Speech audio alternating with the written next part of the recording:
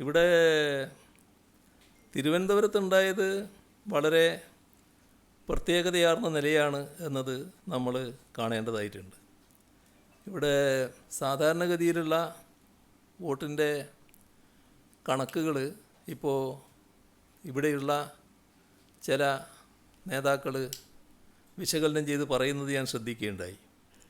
അതിൽ ഇടതുപക്ഷത്തെ തോൽപ്പിക്കുന്നതിന് വേണ്ടി വലിയ തോതിൽ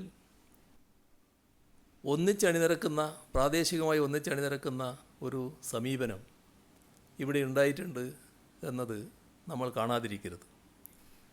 ഇവിടെ UDFും BJPയും തമ്മിൽ താൽക്കാലിക നേട്ടത്തിന് വേണ്ടി ഒരു നീക്കുപോക്കുകൾ ഉണ്ടാക്കുന്ന അവസ്ഥ വന്നിട്ടുണ്ട് എന്നുള്ളതാണ് പൊതുവെ ഉയർന്നു വരുന്ന പ്രശ്നം.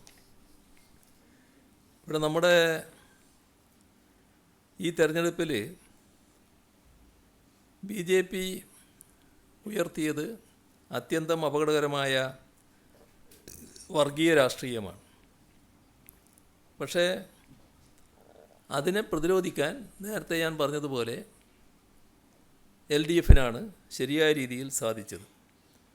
ഞാൻ നേരത്തെ പറഞ്ഞല്ലോ ഈ ചില പഞ്ചായത്തുകൾ LDF പിടിച്ചെടുത്തു എന്നുള്ളത്.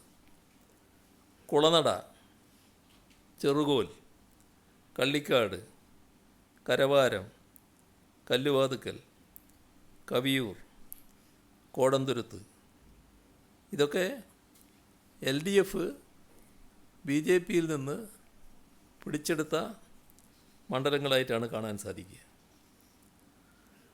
ഇപ്പോൾ തിരുവനന്തപുരം കോർപ്പറേഷൻ്റെ കാര്യം പറഞ്ഞാൽ തിരുവനന്തപുരത്ത് ഏറ്റവും കൂടുതൽ വോട്ട് നേടിയത് ഇപ്പോൾ കോർപ്പറേഷൻ അതിർത്തിയിൽ ഇപ്പോഴും LDF തന്നെയാണ്. ശതമാനക്കണക്കിലും LDF ആണ് മുന്നിട്ട് നിൽക്കുന്നത്.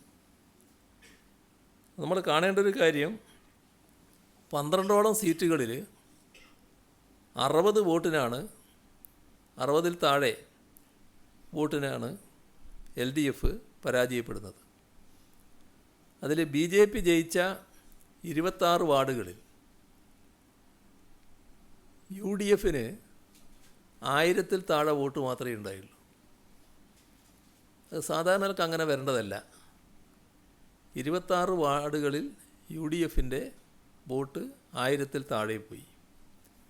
ഇത് BJP ജയിച്ച സീറ്റുകൾ. ഇനി UDF ജയിച്ച 11 സീറ്റുകളുണ്ട്. ആ 11 സീറ്റുകളിൽ BJPക്ക് 1000-ൽ താഴെയാണ് വോട്ട്. അപ്പോൾ എന്തോ ഒരു നീക്കുപോക്കുകൾ ഇവിടെ ഉണ്ടായിട്ടുണ്ട് എന്നതാണ് കാണാൻ സാധിക്കുക. ഒരു പരസ്പര സഹകരണ മുന്നണിയായി BJPയും UDFും പ്രത്യേകിച്ച് കോൺഗ്രസും മാറി എന്നുള്ളതാണ് കാണാൻ സാധിക്കുക. നേരത്തെയും അത്തരം ചില കാര്യങ്ങൾ തിരുവനന്തപുരം ജില്ലയിൽ ഉയർന്നു വന്ന പരാതികളാണ്. അപ്പോൾ BJPയുടെ രാഷ്ട്രീയത്തെ എതിർത്ത് തോൽപ്പിക്കാൻ വേണ്ടി ശക്തമായ നിലപാട് സ്വീകരിക്കുന്നത് LDF തന്നെയാണ്. ഇത് ഒരു ഭാഗം മാത്രമാണ്. എന്നാൽ മറ്റു ചില വശങ്ങൾ പരിശോധിക്കേണ്ടതുണ്ടാവും. ആ പരിശോധന LDF നടത്തുക തന്നെ ചെയ്യും. നടത്തിക്കൊണ്ടിരിക്കുകയാണ്.